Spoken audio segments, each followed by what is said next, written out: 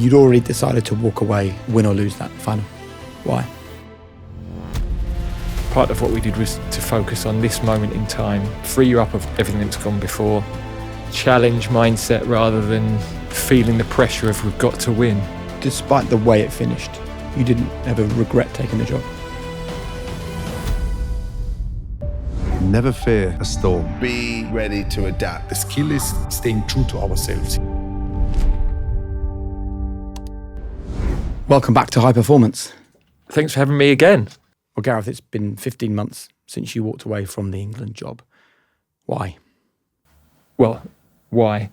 Expectations had changed around the team. So the freshness that we had at the start, there's progress, there's new things we're doing, there's enthusiasm, the fans are on a journey with us. Once we'd lost the final to Italy, 1 or 2 games over the next couple of years, there was a different narrative. There was a narrative about perception of style of play. So, we play with a handbrake on. Well, actually, there's only 2 periods in English football where they've scored more goals per game. So, whatever the style of play is, we're scoring more than previous generations. I think some of the stands I took for the team on social issues affected the support from some sections of the fans. So there's a little bit of division now over whether I'm the right person to stay. There's a little bit of a narrative of, we've got the players, we just need to get a coach that can deliver the win. And you felt that? Well, yeah, because inevitably, although I'm not searching for articles, I'm sitting in press conferences, people are asking those questions to me. They're telling me that. They're challenging me in press conferences. People are saying you're the person holding the team back. There's an alternative narrative where the way that we manage the team is why we got as far as we did. Maybe we'd have gone out far earlier, but so I'd got to a stage where the FA were very keen for me to stay. They offered me a new contract. I didn't think signing a new contract before the tournament would be a good idea because I'd seen Fabio Capello do that years earlier, and it created a tension. Well, why is he getting a new contract before the tournament? It should be after. And it actually, I thought, increased the pressure on the team.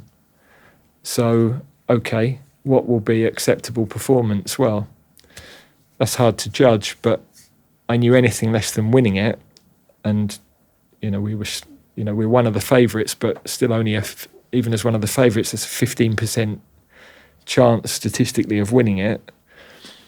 But if we don't win, I just know the narrative will be, a desire for change externally. And then during that tournament, look, we didn't play as well as we'd have hoped. We couldn't find a rhythm. We had players with injuries. We had some key players that we lost just before the tournament, people like Maguire.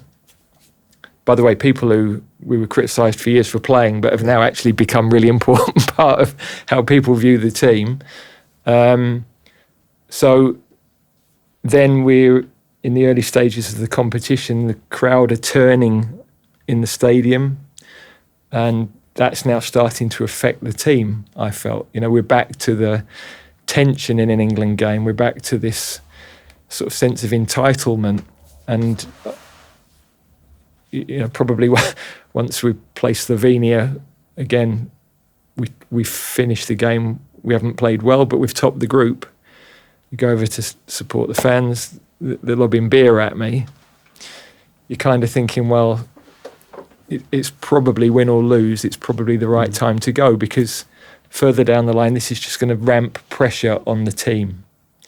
And also from a personal perspective, the wins, the enjoyment from the wins was getting even shorter and shorter. Even the semi-final against Holland, I made changes. One sub sets up the other sub to score the winner, and it's about as good as it can get as a coach. We're now in a first final on foreign shores. Celebrate on the pitch, do a ridiculous dad dance on the pitch. love watching the players celebrate in the dressing room for 5 minutes, and then suddenly I thought, no, but I lived all this in the last Euros, and 3 days later, it was carnage. So I was straight on to the next thing. So even the semi-final win, I probably enjoyed it for 8-9 minutes. And if the joy is gone, then you're going to find it hard to give that feeling that you need to give the players. So I just think probably any leader, it's a long period, 8 years. If you look at leaders in anything, I think people get, I've said in the book, incumbency fatigue or whatever they call it. They're ready for change. Circumstances around the team don't change. If we had a change of government tomorrow, the new government's got all the problems and issues to deal with, but the people that elected a different government would think there's hope, because they're hoping for something different, whoever's in power. I think that's what happens in football. There's moments where the support's gone for managers. Clubs change because they're trying to release the tension, and there's hope. But actually, they've still got the same centre-back. They've still got no money to spend. So you've got to be a wizard to come in and make that very different, because a coach is relying on all the other parts of a football club or a rugby club or whatever being in a good place to be able to succeed. But can we go back to that voice in your head at this stage? Because some of this narrative that's building around you is unfair, patently based on the facts and of history and decisions you've made in that semi-final. What were you saying to yourself to be able to still front up, to still represent the leader that the team needed? That I've got to navigate the team through this. This is of the 4 tournaments, this is probably the most challenging for keeping the outside noise on the outside. So after every game, bringing the whole group together, players and staff, talking to them about this is where we're at, this is the reality. There was a picture. We drew 1-1 with Denmark, not a good performance. The Danes are celebrating with their fans. They've got 1 point and they're on 2 points for the tournament. Our players are like this. They're on the floor. They're head in hands. We've also got a point. We're top of the table on 4 points. But the players have gone with this narrative that we should be ashamed of the performance, not thinking, hang on, this is tournament football. The objective is to qualify from the group. So, fellas, we're fine. We've now 2 games gone, we're a 97% chance that we're through anyway, whatever happens in the 3rd game. So we've got to stay on track. We've got to stay calm in a tournament. You're in this bubble where... On High Performance, our guests often remind us that recovery is the foundation of performance and that sleep is the most powerful tool for our health and success. Yet most of us don't give our sleep enough attention. We spend a third of our lives asleep, yet many of us only think about our mattress when we move house. Imagine the difference if we treated our sleep with the same intention as our training or nutrition, because that's where true performance and health can be unlocked. Using real sleep data, Simba has designed hybrid mattresses that support your spine, reduce motion from your partner, and help you stay cool throughout the night. Simba's innovation has earned them over 100 sleep awards and 6 Which Best Buy titles across their range, including the adjustable hybrid pillow and their cooling duvets, all created to help you achieve your best night's sleep. They offer a 200-night no-quibble trial, a 10-year guarantee, and next-day delivery straight to your door. You don't realise how much better you could be sleeping until you try a Simba. Shop now at simbasleep.com/high-performance. This episode of High Performance is brought to you by Sage and their AI-powered productivity assistant, Sage Copilot. Now, this is where Sage is bringing their 40-plus years of experience into the world of AI to help businesses like yours solve some of your biggest challenges in a way that's actually useful and not overwhelming. So if you're a small or medium-sized business and you need some extra help managing cash flow, chasing payments, or filing VAT, Sage Copilot is the answer. Take payment chasing, for example, right? Sage customers can get paid 7 days faster with Sage Copilot because it does the chasing for you with automatic invoice reminders at the click of a button. Get started for free. Search Sage Accounting. In a tournament, you're in this bubble where you can be so affected by what's going on outside and lose the togetherness, lose the sense of direction that, my job through that tournament was to keep reminding them, boom, hey, we've got to get better, by the way. This is what we've got to do better. We're not doing this well enough. But we're still here. And regardless of everything else, we're showing resilience and we're showing spirit that we've developed over 6-8 years through the big nights where we've won and the nights where we've lost. So let's keep on track. And they needed to see the leader as confident of where we're heading. In those moments, everybody's looking at the leader. How's he dealing with it? Yeah. Am I ready to follow him? How's he coping? So I know what I've got to project, but I also know in my room, I'm thinking, yeah, we've got to see this. I've got to see this through. I'm going to keep my dignity in the press conferences. I'm not going to bite. I'm in control. I know I'm actually feeling personally in pretty good form. Right.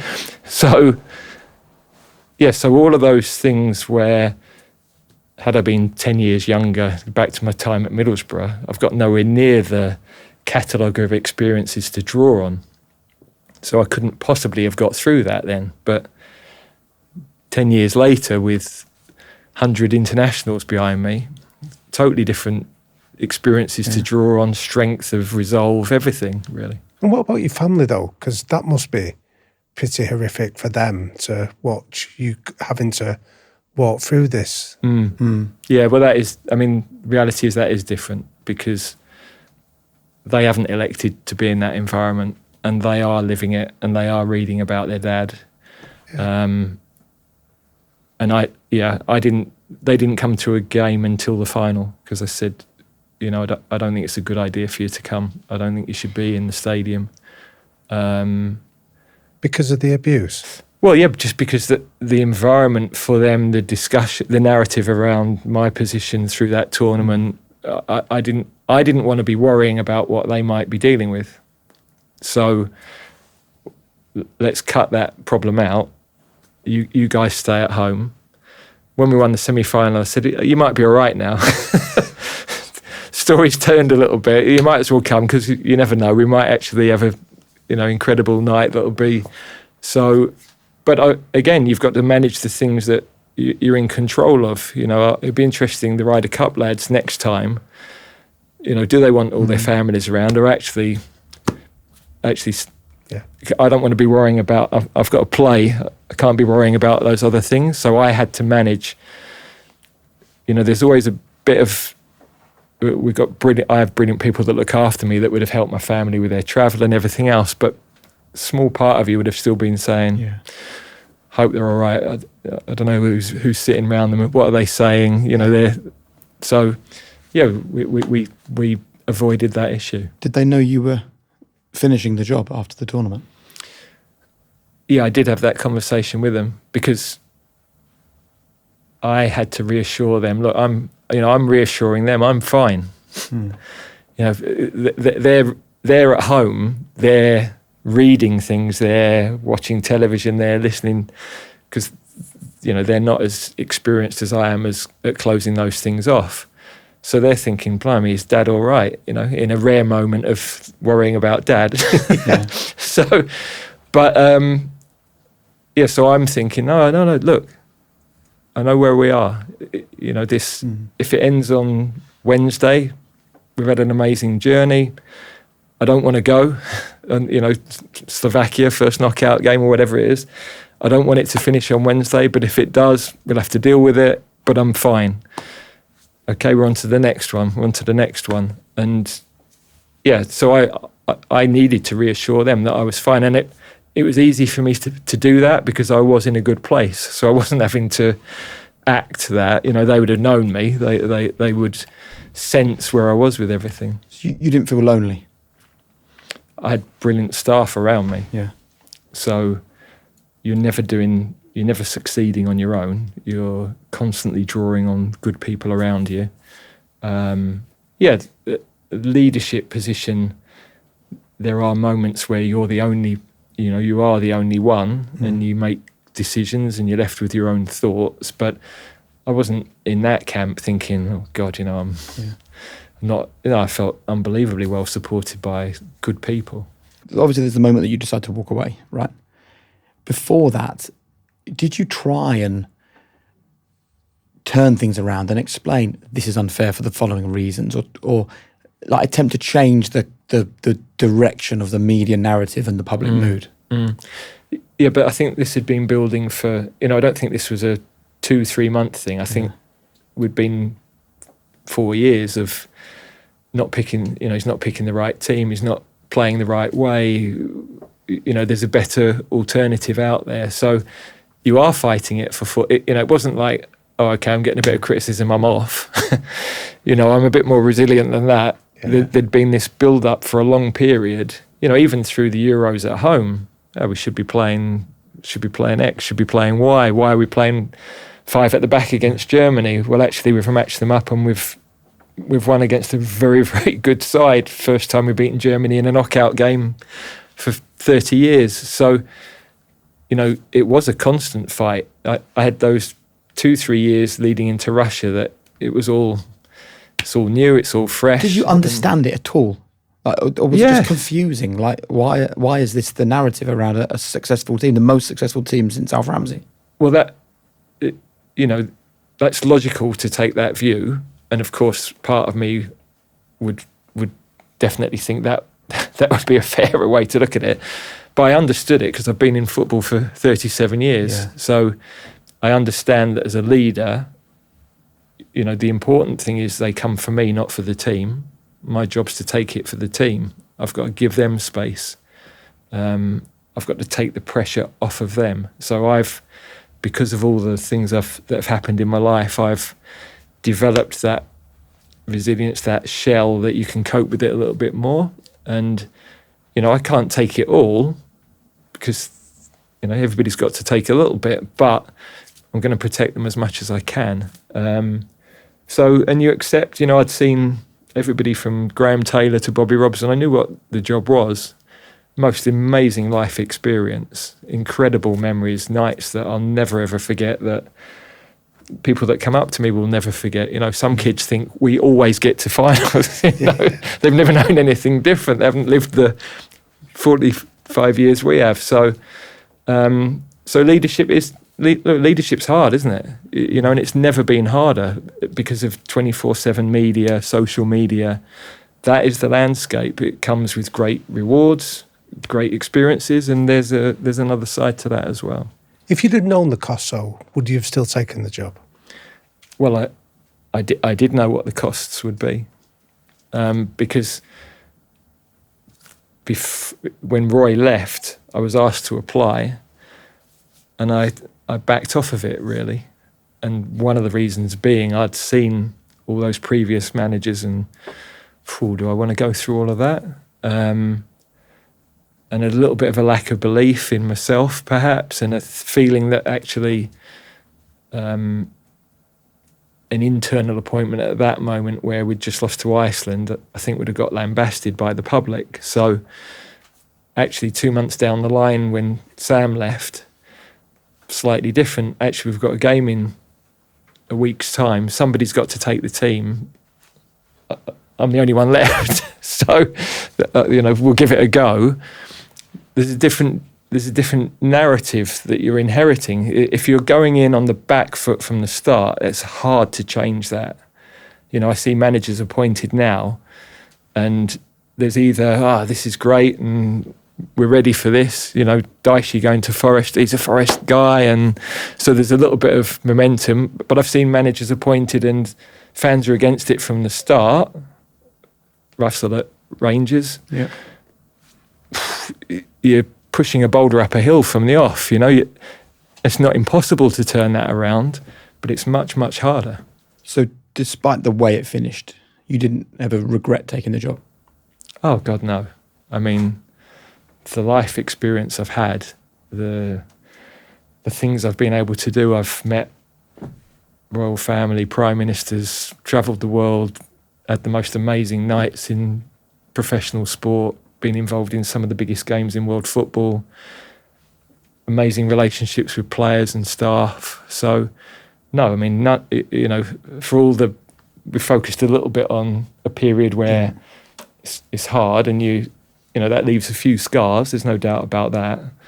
But no, what a life experience to be able to do that, hold that position for the length of time I had. And the following day after you told the FA and you were no longer the England manager, how did that feel? A lot calmer. I told a story at, did a stage show the other day. We, the morning after the final, we land back in Birmingham. We're obviously charter flight. My family are still flying back on with all the other families, so they're going to be home after us. So I get back to home, and a friend of ours had looked after the dog. So we've got a little cockapoo, by the way. I don't normally like to be seen out in the hours of daylight with him. I prefer a lab or something. But Teddy. He's 12 now. So I open the door and there's Ted. I mean, he doesn't care about the final, does he? He doesn't care who's played left back. He's there. It's unconditional. I've got all my bags from 6 weeks, and I go upstairs. I take my bags upstairs, and he's thrown up all over the bedroom floor. So now bear in mind the Spanish manager's currently in Madrid on an open-top bus with a trophy. So if you want the contrast between the margins of winning and losing, there you are in a nutshell. Here's Teddy, welcome home. You know what, though, in some ways, isn't that almost the best welcome home? Because it's a reminder that, life just keeps on moving. Yeah. I've heard, I mean, I'm not putting myself in with rock bands, but I've heard about rock bands going on tour and the struggle to adapt back to, I mean, my wife's pretty quick to tell me, never mind that, you're home now, get the bins out. So, but that's, that is life, isn't it? Life goes on. Okay. But they are that's the difference, we're 85 minutes 1-1 in the final. They were the better team. But if we win 2-1, I'm not home alone with the dog. I'm in Trafalgar Square. That's the margins of winning and losing, and that's legacy in some ways. It's made me wonder historic figures that have incredible history that we've read about, Churchill or whoever else it might be across world history. I wonder what those margins were in those moments and how we judge whether people were successful or, less successful. Take a look at that photo and that fresh-faced young man on the day he's announced as the England manager. Did he realise what was ahead of him, do you think? No, I mean, no. Clearly, you can't know at that point how everything's going to play out. I do remember talking in a press conference and saying, I've seen people get into roles, and that's almost been their end. And I was determined that, okay, getting the role, that's fine. It's a level above anything I've ever experienced before. But it's really now about what we do and what we go and deliver and how we go about it. So I was very clear that wasn't the end of it. It was day one. Even though it was a huge step from anything I'd done previously. See, I think we're now talking at a very interesting time for you, because I think when you were the England manager and it was about results and it was about tournaments and it was about progression and it was about selection and it was about players, all the other things that you did in the role that are now your legacy were they weren't dismissed, but they weren't discussed because there was bigger things in that moment. And I kind of feel that now we're finally having the conversation about just how different England looks to the day that you walked through the door in 2016. So can you take us back to what you found in the England setup when you did walk through the door and you thought, okay, this needs my attention? Yeah, I mean, the start point was obviously results. So no knockout win for 10 years. Disconnect with the public, disconnect with the media. but then I didn't find a group that were disunited. So, under Roy, I thought lads got on. There was the start of relationships being built. So I wouldn't say we walked in and, goodness me, they were all over the place disagreeing with each other. That wasn't the case. But I think because when a team's underperforming, they sometimes don't commit as much because they sense it might not work, and they don't want to throw themselves all in because they'll be scarred by the failure almost. So it was a fortunate period in that I think because of results there was a willingness for change. There was definitely an openness within the FA. We'd moved to St George's Park a few years before. A lot of change was going on with the junior youth teams, and I'd been involved in that. People like Dan Ashworth were there, Dave Redding. So good strategic people. I'm not, or I wasn't then particularly good strategically. So I had people around me with other skill sets that I was able to lean into. But culture felt like one of the biggest things, and this commitment to the cause. And so was there fear? Are we really? Well, definitely fear of, I guess, what I experienced being the player that was responsible for the moment where you go out of a tournament. And I think there was definitely a feeling of, I don't want to be that player. Yeah. So a bit of self-protection.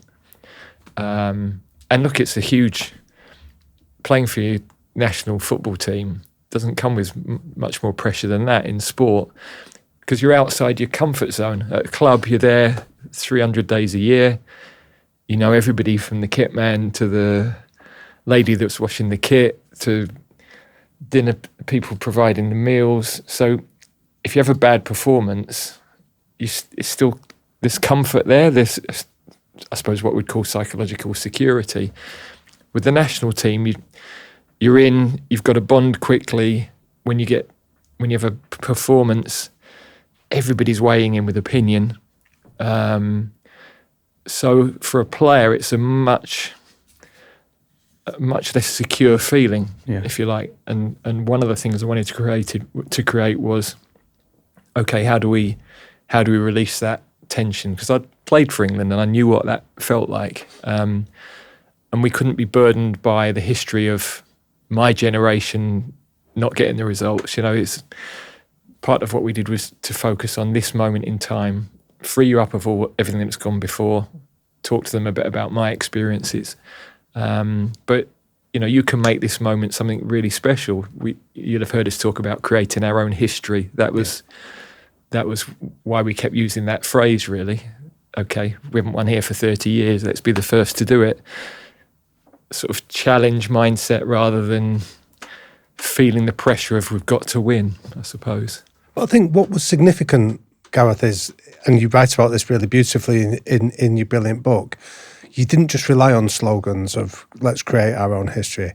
You then boiled it down to really clear cultural behaviours. Would you, including like how you give the kit back? Yeah. Would you explain a bit about that and its significance? Yeah, I mean, culture is a word that's used an enormous amount, isn't it? So what is that? What creates that? Well, the leader definitely sets the tone for that. And respectfully, there's what you say, but then what you do is far more important. Yeah. So same as our kids looking at us, they're looking at our behaviours, they're mimicking what we do. It's why I pull the same faces that my dad pulls, and you go, oh God, I must be getting old because doing those things. So players are the same. If you're saying we want to have freedom and then a mistake happens on the pitch and I'm jumping up and down like John Cleese, then they're going to say, well, there is no, hang on a minute, he's talking about freedom, but actually he's killing us, or he's killing us in a meeting afterwards. So, and then there's the small habits. So when I was a young coach at Middlesbrough, I let small things go. I didn't pull up little cultural creep. What sort of things would count as small cultural creeps? Well, like putting the kit in the wash bath, kit's on the floor. Okay, so is it the kit man's job to pick your kit up off the floor, Or actually, are we going to have a standard where there's respect for the kit man? All we're asking you to do is put your kit in the wash basket. Makes his life easier, shows a bit of respect for the kit. I'm not going to fine people for doing it, but let's have those little things as accepted behaviours.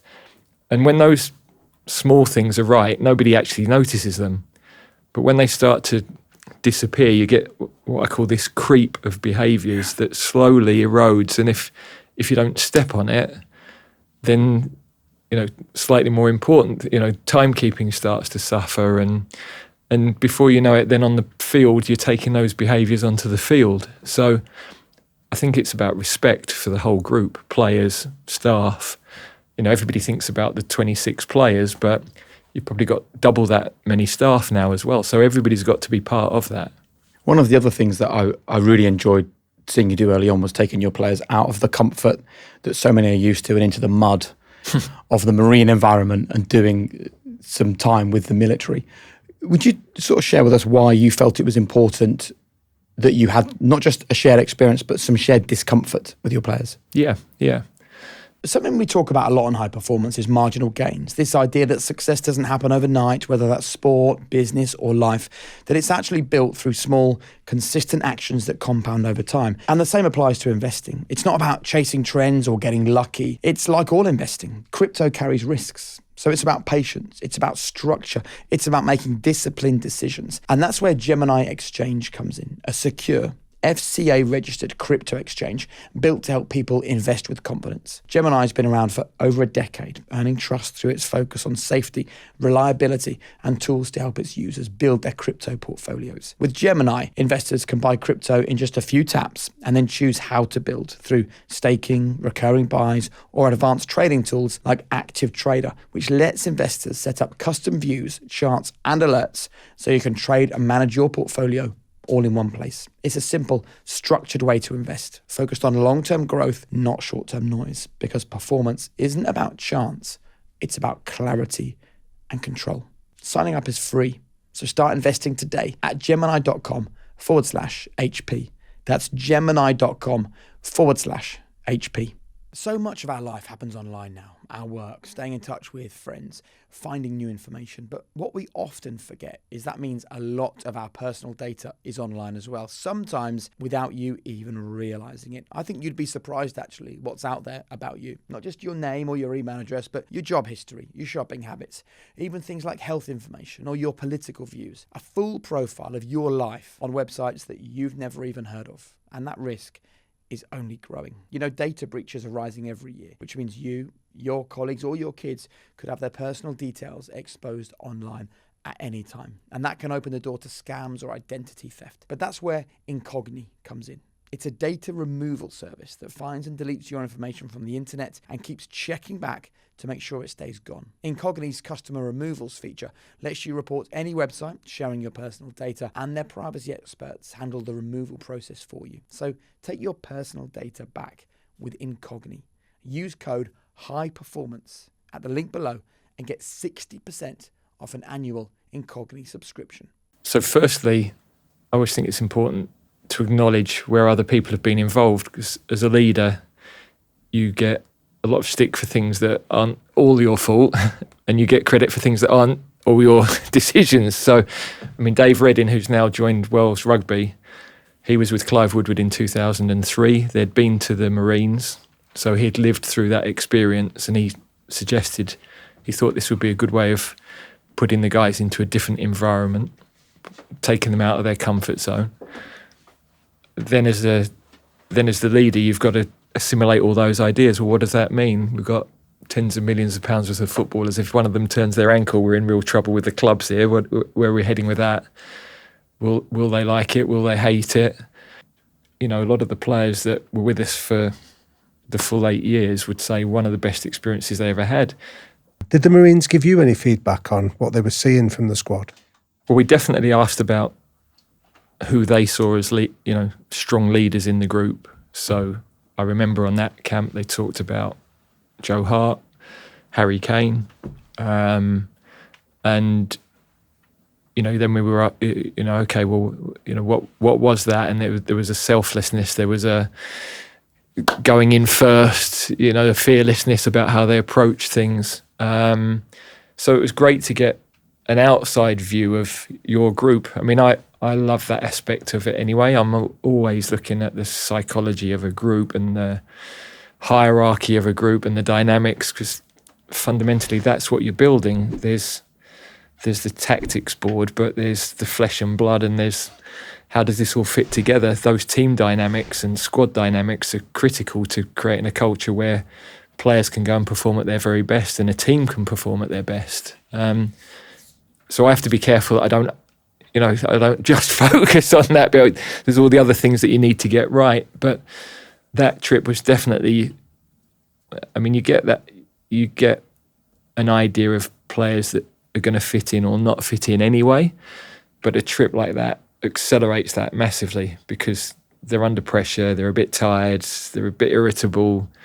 They can't just be on their best behaviour. Their natural tendencies come out, and you can start to identify, not sure that's going to work in this environment, really. I remember you telling me a story about, on that trip, was it Kieran Trippier collecting rubbish that impressed you? Yeah. I mean, again, we're back to small details, but, you're camping out and some of the lads wrapped the tent up, cleared off, and there's a pile of mess on the, we're out in the countryside. Okay, what are we doing about that? He'd just tidied his bedroom, basically. Again, simple things, but small habits matter.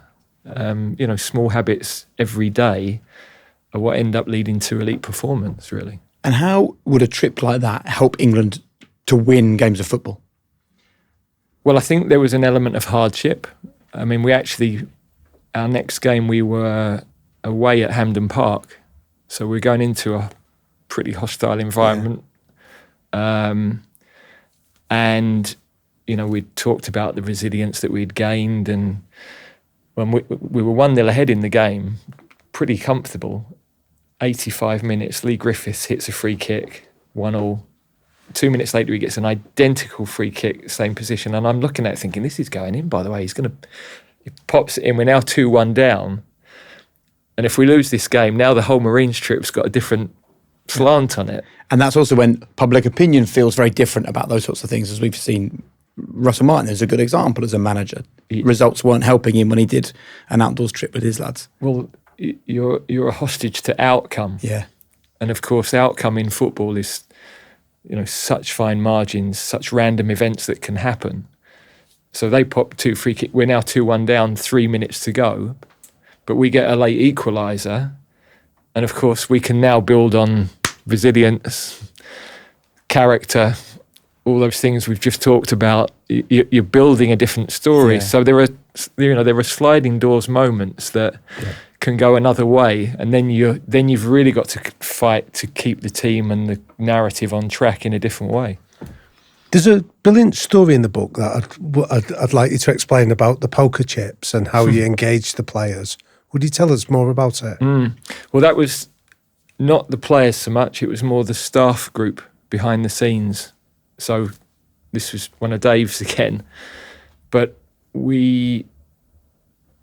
at that stage, everything was up for grabs.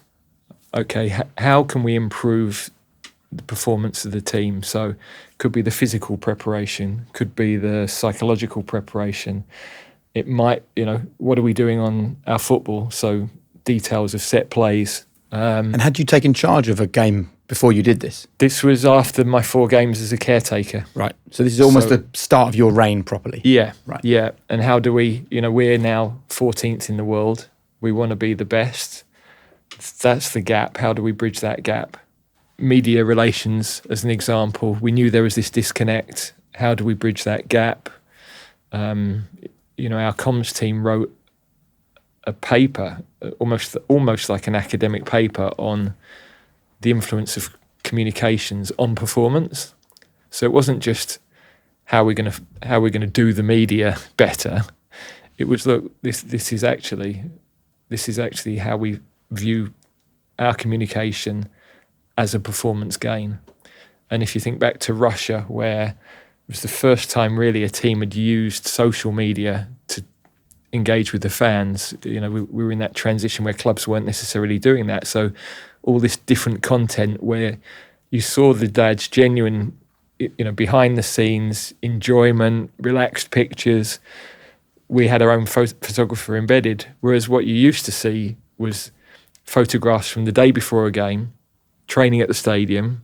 Everyone's got their game face on because we better look serious because the press are in. So can't look like we're enjoying it. Everybody will think we're messing about and not taking it seriously. Whereas, so people thought, well, they don't like playing for England. Well, I don't think that was always the story, but that was the images that were going out. So all of a sudden you've got, you know, Maguire on his inflatable unicorn and all those sorts of things that are, these lads get on, you know, it's changing the narrative. Then you win a couple of games. And so, yeah, so all those details, and back to your poker chips.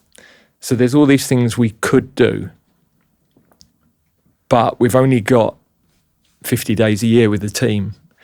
So we can't do everything. And what are the key things? So staff then, okay, where are you going to put your poker chips, basically? You've got 30 chips, you can put them all on one area. And what sort of topics were you offering them? So in a football sense, how we attack, how we defend, you know, set plays, penalty shootouts. So we knew you've probably got to win a penalty shootout to win a tournament. History tells us that. We're a disaster at them. History tells us that as well. So that's an obvious one. But again, set plays, you know, set play coaches at that time, specialist coaches in other sports were more prevalent. They weren't in football. When we went to Russia, we had a huge amount of success with set plays. And then medically, you know, you can't make the players, in the time you have them internationally, you can't make the players fitter and stronger, really. You haven't got long enough. If you push them too hard, you're going to break them, you're going to send them back injured. So you've got to really think about how much training they're doing. If it's, you know, it's got to be aligned with what they do at their club. Otherwise, they're going to be fatigued going into a game. That's going to inhibit their performance. So all these things, right, I'm going to put some chips there. And we slowly developed a picture of, okay, this is where we need to allocate our time. This is where we've only got a certain amount of financial resource. So if we want a set play coach, that's going to cost us money. What aren't we going to do if we're putting that in place? And it was basically a prioritisation exercise. But your staff were the ones that made the decision as to where they thought the time should be prioritised. It didn't come from you. No, we all. I mean, I had to go, but it wasn't like an authoritarian no situation where you're like, this is how England runs under Gareth Southgate. No. You know, there are some things where you have to put your marker down. You know, so the culture I want to set, that has to come from me because I've got to live that. But every other thing, you know, I've got people that are better at those individual areas than I am, more experienced, greater knowledge. My job is to gather all the information and make the best possible decisions with what they're telling me. And so I need to give them the most open forum possible to feel like they can speak, that I'm not influencing them. You know, I talk in the book that if we're in team meetings, I try to speak last with my staff, because as soon as I've given an opinion, that risks influencing someone else's, not their thinking, but their willingness to share. Yeah. You know, if they're thinking differently to the leader, who the perception is holds the power in the room, then they're going to be reluctant to go in a completely different direction. I've just seen that in so many businesses and so many environments I've been in where leader comes in, gives a speech, and everybody, you know, people are thinking, well, I wouldn't quite have done it that way, but I better not say anything. So I think so many organisations underperform because that environment exists. Can I just pick up on the point about the way the press spoke about England? Was it a rugby player that said to us he watches football and sees every player playing within themselves? Yes. Who was it? Was it Johnny Wilkinson? Yes. I thought so. So a long time ago when we spoke with Johnny Wilson, he talked about dealing with other people's opinions of you. And he said he watches football and he sees fear gripping every professional footballer in the country because of the amount of social media scrutiny, the way the media write about footballers. Have you ever allowed yourself to kind of think about what the game would look like if we just spoke positively about these young people that are doing the best to represent their club and represent their country? Jake, I love it. And now let's go back to the real world and what because. But why are we in this world where we want to be hypercritical and then say, now go and perform as a 21-year-old in front of the world? So like, how can we, and then pillory them for playing badly? It feels like we'll create the problem and then we'll criticise them for being part of the problem. Is that fair? Completely. And that's why internally, when you're coaching, you've got to create an environment where you're balancing all of that noise that they're getting externally. So you've got to allow them as much freedom as you possibly can. You know, I talk to my players regularly about, you know, if we're not trying things, if you're not making mistakes, then we're probably not really going for it. You know, I'm expecting you to make mistakes, and I'm not going to criticise you for making mistakes. Like, I will criticise you if you make a mistake and then you don't look for the ball the next time. Right. I will criticise you if you make a mistake, lose the ball, and you don't chase back quickly. But the actual process, especially for attacking players, because they've got to fail. You know, to beat somebody is hard. The odds are in the favour of the defender. So if I'm running at you, you're going to probably stop me, because even by just putting a foot out, you might get lucky. So forwards are going to fail because they've got to try things and it's harder. But then you're waiting for one moment where they beat the defender, whip the cross in, and bang, you win the game. So you've got to keep reinforcing that, because their brain and all the noise around them is telling them the opposite. And it's the noise. I always talk about, you know, where does pressure come from? It's the voice in your head, really. Yeah. It's how your voice is interpreting all the noise that's around you. It's nobody's standing over you full pressure, and actually all that noise doesn't mean anything until you interpret it in your mind. And which player do you look back on in that period, or players, and you thought, I really helped to lift the pressure there? Because it's a myth to think that these players aren't seeing what's written in the papers or what's said on social media. Like, they are on there, right? They are using these apps. Yeah. Yeah, I mean, I don't know why they do that. Yeah. Did you try and encourage them to not go on? I do know why they do it, because there's a great method of communicating with people. Yeah. But unless you're really strong, resilient, can rationalise things, then if you're starting to read all the comments underneath, I can't see how that's ever going to help performance. Is anyone strong enough to deal with that? Well, I'd say no. In reality, because the volume now of that debate is so intense. I remember talking to players quite often after their debut. How did you find it? Yeah, great. I can remember, I think Harry Maguire's debut was in Lithuania. How did you find it? Yeah, great. Didn't make any mistakes. Great. How about next time you try to be the best player you can be? You know, but is that what we've just said? The number one criteria for a professional footballer is to make no mistakes. Yeah. That's restrictive in itself, isn't it? It is. But I think if I think back to when I started playing, you know, my aim when I first got in the team was just to stay in the team. Yeah. So and your thought process is, well, if I don't make any mistakes, you know, it's totally I understandable. can probably achieve.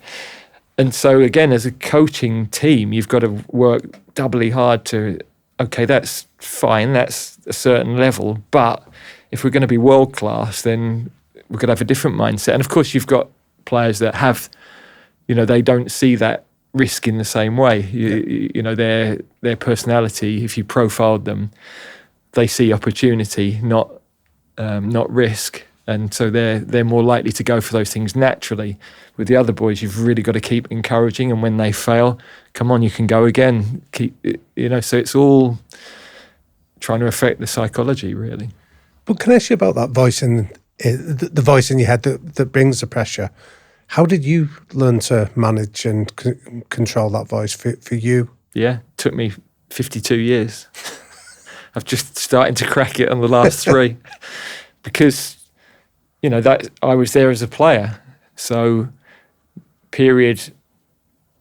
actually going into Euro 96, I was flying, and I played really well in the tournament on biggest stage I'd ever been on, because I was in flow. Wasn't worrying about what might go wrong. I knew I was in form. I knew I was fit. I was reading things well. When I missed the penalty, the next 6 months of my England career, not so much club, because at club I was back to the comfort, but England career now, can't afford to give a goal away here. If I give a goal away, then media are going to be on me again. And so I'm now playing, trying not to make mistakes. As you know, it's a disaster. You're never going to perform at the level you need to. So what flipped that for me was I got dropped. Glenn Hoddle dropped me. I was mortified at the time. I went back to my room, and then I was relieved. I'm out the team. And then it was kind of, well, hang on a minute, that's not good. So how do we get back? And okay, well, now I realise I've probably been through the worst that can happen is I'm out the team. And if I reflect on missing the penalty, career-wise, that's probably the worst thing that can happen to me as a professional sportsman, bar injury. So actually, it's all, no inhibitions now. I can go for it. So it was a real, it was a 6-month period, because we didn't have people like Damien to come in and help talk us through all of that in those days. You had to work it out for yourself, which isn't necessarily a bad thing, but I think somebody skilled like Damien is in working you through that journey would have helped fast track the learning and make that more structured, whereas you had to kind of work it out for yourself. But I got through it, and the resilience that was built because of it helped me for the rest of my life. So you realise there then that just because something is hard for you, it isn't necessarily bad for you. Do you think you missing the penalty in 1996 was directly related to the fact that you were the England coach that managed to get England to a successful penalty shootout in 2018? Yeah, without a doubt. Why? Well, because I've become a world expert on penalty shootouts. So what did you give to your players then? Well, firstly, to go back to you asked about how did I control it was all these experiences along the way that taught me how to control the voice in my head. Yeah, right. I think you've probably talked before to Gears Your Day and people who've done enormous penalty studies. So again, this was an area we threw open to our analysis team, right? You guys go away. We'll need to win a penalty shootout, and we need to get the British public out from behind the sofa every time we go to one. So what areas can we work out? And all of this has been made public over the last few years, really. So I don't feel like I'm giving away intellectual property that's going to cost England next year. But they analysed everything from the moment the referee blows the final whistle. So actually, how long have we got to talk to the team? Because, we don't want to talk too early and then the players are hanging around. Well, actually, we know there's at least 3.5 minutes. Or why? Or because every TV station in the world goes to a commercial break and they won't start the penalty shootout earlier than that. So, okay, so we've got 3.5 minutes. What are we doing in that time? What do the players need at that moment? What type of communication? And then you're going through... And what was the type of communication they needed? Well, had to be really clear, concise. In moments of pressure, when I talk to people from the military or, they're used to communicating, and there's got to be, less is good, I think. You can't be using elaborate language. You can't be talking for too long, because the ability to take information on at that moment is really difficult. Half time is tough, but end of a game, waiting for a penalty shootout, really, really concise. And again, I think I got better at that. We had 4 shootouts. By the last one, we'd cleared everybody away, all the subs away. Communication, I'd kind of prepared it the day before, because I knew if we're at that moment, I know exactly what needs to be said. What did you say in your final one? Basically, reassurance that you've got a process. We're in control. So one of the important things was the narrative for years was it's a lottery, you can't practice it. But actually having control over situations like that is critical, or perception of control. So we know the techniques that we need to use. You know, we weren't working to improve an Ivan Toney. He scores every week. But we did need to work with Kieran Trippier before Moscow, with Harry Maguire before he buried his one in the top corner against Italy. So, you know, we could show you video footage of Maguire practicing that penalty in training. Boom, boom, boom. So that doesn't make it any less pressure. I'm sure he was still incredibly nervous, but he had a routine. And so he feels in control of that moment. He knows what he's going to do. Now you've got to stick to the plan. So by the point we got to all the work had been done, it's just reminding them that you've got a process. Stick with what you've been practicing. Yeah, that was it. Simple as that, really. You don't need to be whipping them up at that moment. It's actually But it felt good though. The first one when Eric Dyer, I bet you were like, did it put some of those 96 demons away for you? Well, there were so many layers to that shootout because there's obviously the personal narrative. There's the fact, we had to at least win if the team were going to show progression in that tournament, we needed to win a knockout game. That's the first knockout game. So we know before the game, really perceived success or failure of this tournament rests on this knockout game. Then we go to a penalty shootout. If we don't change this narrative, you can imagine what the narrative, the stories about me would have been. Well, is it any wonder we've lost the shootout because he got us knocked out in 96? So, and also belief in all the processes we'd been going through on the details across all these different areas of the game. So, yeah, there definitely felt a feeling of redemption. Yeah. But of course, that doesn't help the players that played with me in 96. So, but it was a start of a process of hopefully, if England get a penalty shootout next summer, I think the whole nation is looking differently at that because we've won 3 of our last 4, whereas we'd lost 6 of our 7. Did you ever tell them about your experience in '96? Yeah. I'm not somebody that worries about showing vulnerability. I think the players needed to understand that I had empathy. I mean, you're not always going to be able to directly relate to a group of people that you're managing and leading. Yeah. But in that instance, having been a player was helpful. I don't think you have to have been a top player to be a coach, which was lucky because I wasn't a top player. But in those examples, the fact that you've walked in their shoes and you know how difficult it is, and you can tell them why you didn't. I failed to execute a skill under pressure. So how can I help you to be able to master that skill? And this is why I think it's important, and this is what I think can help you. And you said showing vulnerability can be helpful. What are the benefits of you as a leader doing that? I think people see you're human. I think they get that you're opening up for them. You're bearing everything. You're leaving yourself a bit exposed, but actually you're confident enough to do that. So it's not a sign of weakness. I'd say it's a sign of strong confidence that, I don't mind standing up in front of this group of alpha males and superstar players and talking about. Now, by the way, I mean, not every story can be about things that went wrong because they'll start to think, has he got a clue what he's doing? So, but, I think in that environment, it's a very macho. You've been around sport long enough to know men's sport, what that all looks like. But I think people are changing as well. The way we lead people is changing. I don't think they'll just give respect to an authoritarian leader. You've got to earn their respect even more. I think younger generations, it's not about a title.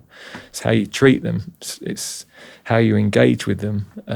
So I think that timing of the way my style is always going to be that way because that's how I am. Yeah. And maybe the timing of that was good for me, that professional football, professional sports changing a little bit.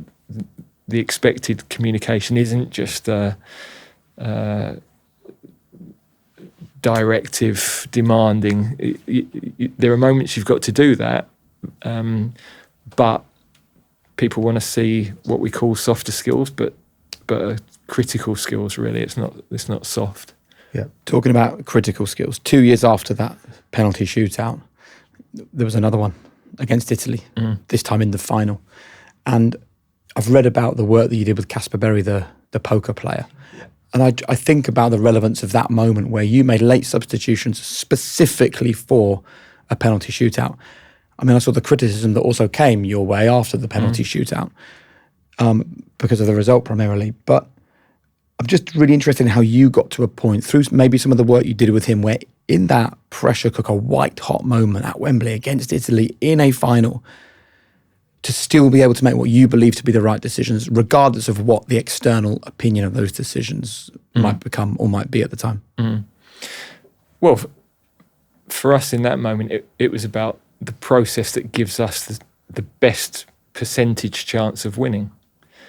And people criticised Raheem Sterling for not taking a penalty, Jack Grealish, but that wasn't their call.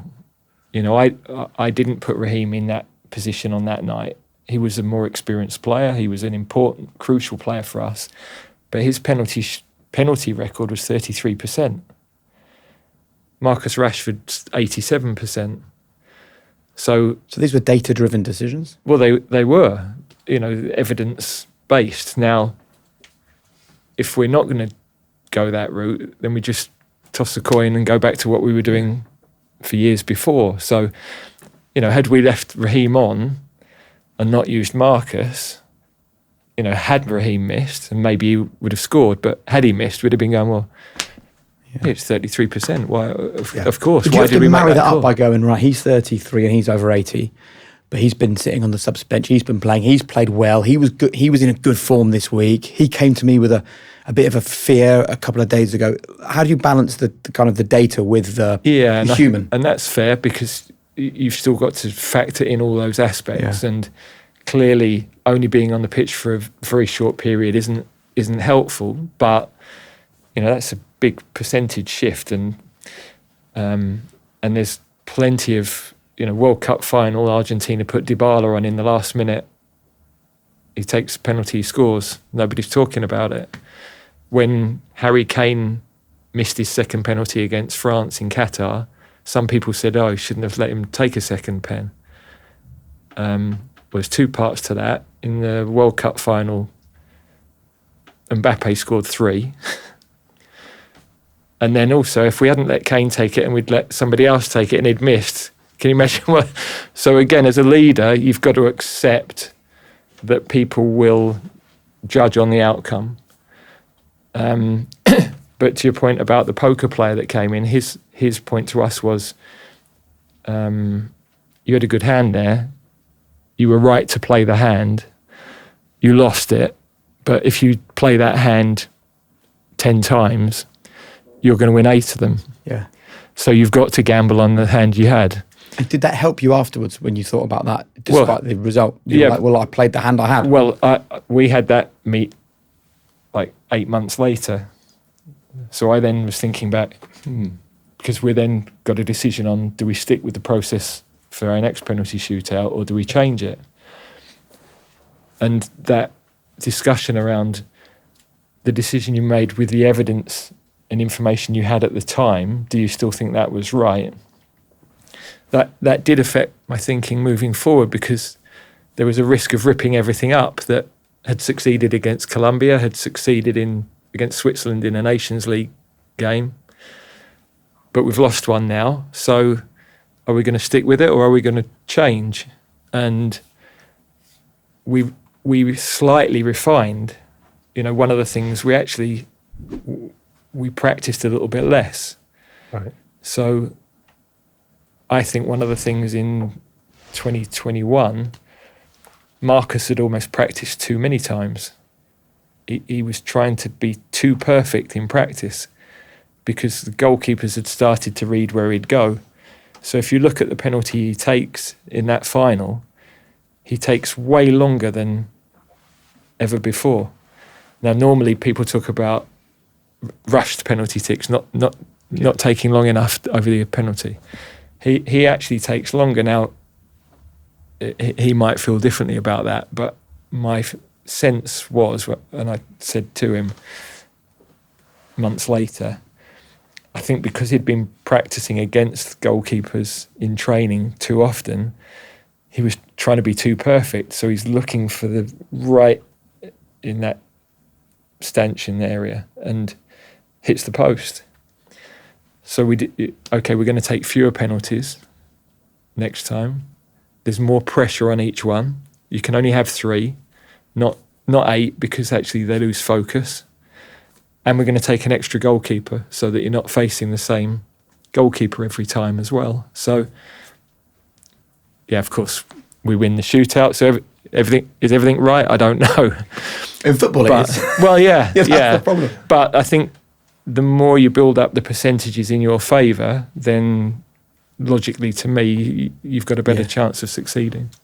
Can I speak to you about some of the tougher calls that you made as well, Gareth? Like navigating the retirement of Wayne Rooney from the international setup. It seems that you handled that with thought and consideration. Would you tell us how you came to decisions like that? Yeah, I mean, they are big calls. So you're very conscious that whilst I talk a lot about people and managing people, and people that think I'm, empathetic and hugging everybody, and there's decisions that have to be made, and you've got to make big calls. And Wayne's one of our greatest ever players. Now I have to say he could have made that incredibly difficult, because we know that one of the hardest things for an athlete is to accept they're on the decline. One of the reasons they are as good as they are is because they've got unbelievable self-belief, and so they won't want to admit that they're coming towards the end. In the second game I had, he'd started the first game. I said, look, I'm not going to start you in the second. But he, for a top player, his humility and his awareness was incredible, really, because he said, no, look, I'm not getting into Manchester United's team. I don't expect, therefore, just to start for England. So play that out a few months down the line, and he's, heading towards the end at United, and, there were players that were playing better than him. Now, all I could do then is show as much respect as possible for the career he'd had. I played with him on his debut, so I wanted to be as respectful of what he'd achieved and go and see him and talk it through. But the reality of that is the way he received that information made that much more comfortable for me, because that could have gone anywhere, that conversation. We've seen those things happen. So his humility, his acceptance, and we all have a choice in those moments, don't we? It's a bit of a reminder that delivering bad news is difficult, but how you receive bad news, I think the person on the other side would always remember that, because I could have left with a very different view of Wayne. I'm telling you a story where he comes out with enormous credit. I probably wouldn't have talked about it if it'd been the other way, but in the back of my mind, I'd have been thinking, that didn't go so well. What is the secret to delivering that kind of news, particularly when it's a winner like Wayne Rooney? Is it, let me tell you about all the amazing things that you've done for me and will continue to do, but by the way, here's some bad news? Or are you just like, listen, Wayne, I've made a call and you're not in my plans? Or well, I think there are different types of tough conversation. So there's tough performance conversations where you're probably going to be with us for the next few games, Jake, but we need more. So I need to highlight that, firstly, where do you see your performance? And are we seeing it in the same?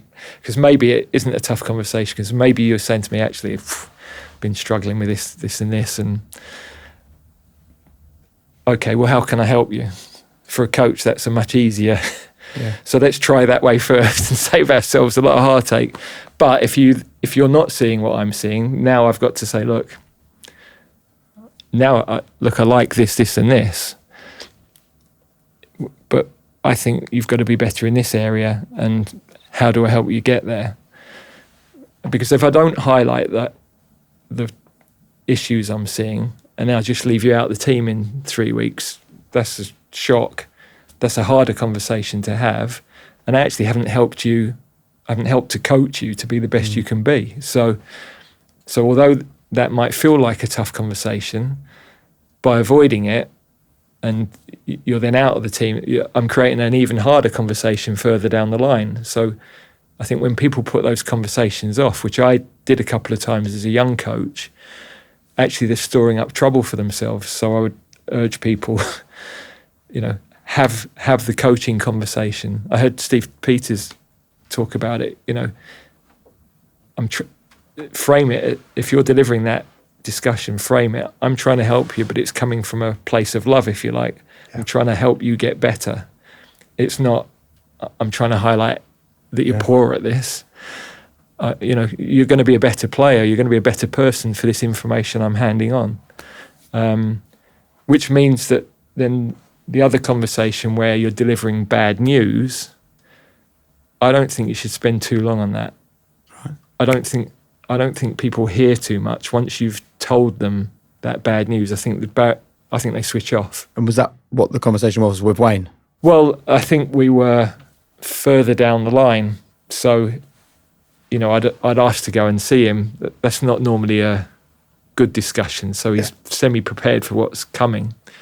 But to broaden it more generally, if I've got to leave a player out of a game, then I think it's tell him the bad news. No use fluffing it up. Yeah. But then give them the opportunity to come back later when they've had time to process their thoughts. Go through what they're really thinking, what their emotions are. Simply because, as I said, I think if you waffle for a long time and try and make yourself feel better because I'm giving them a bit of sugar here as well as the bad news. I don't think they're hearing any of that. I think all they're thinking, I know I've been dropped from teams. All I'm thinking is, right, I'm out, and what does that mean? And I'm away with the fairies then. So how do you think people will, in the years to come, write about your tenure? Yeah, I mean, some people will have loved it. It's the most successful period since 66 to 72, because even Sir Alf didn't qualify in 74 for the World Cup, so even he ended up leaving on a bit of a low. Others will say we should have won with the team that we had, and you've got to live with that as a leader. You're defined in football by trophies, but I think on a broader scale, if I was talking to youngsters about leadership, and you've got to think about what was there when you started. What did you leave behind? How did you affect the people that were with you? What are their memories of it? How did you make people feel along that journey? So there's, the risk in purely defining it, and people will say, oh, well, he's not going to define it by trophies because he didn't win. So I'm accepting that. But we have to be broader than that. Otherwise, life for most people in the population is going to be pretty miserable. Yeah. So we have to have a better balance on those things. Mm. And you said earlier on that some scars still remain from the way that it finished at England. What have you found over the last 15 months has been the best way to help those scars to heal? I think some things will always be there. But I've enjoyed... Well, I'm now in something else you'd have talked about over the years with other people. I'm now in a career transition moment almost. Okay, I've had 37 years 15 defined as a player. Never had the chance to think about, because I went from player to manager overnight. So this is the first period where, am I going to stay in football? Am I going to do something completely different? And a lot of people my sort of age are going through that process, I think. Sold a business, or I've stepped away from a big role, and what do I want to do with the rest of my life? I think a lot of people are looking for purpose. I had amazing purpose because it was my country.